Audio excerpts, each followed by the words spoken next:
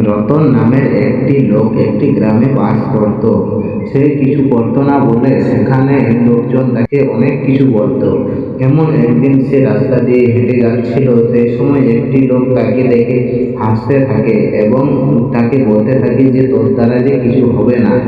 এমন সময় সে লোকটি না কিছু বলে সেখান থেকে চলে যায়।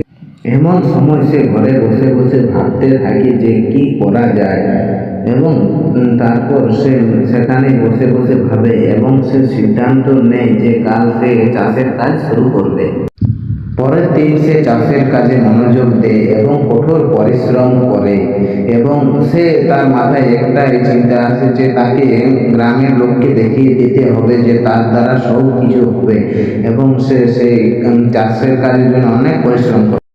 এক বছর পর চাষবাস অনেক ভালো হয় এবং সে গ্রামের লোককে দেখিয়ে দেয় যে সে একাও অনেক কিছু করতে পারে।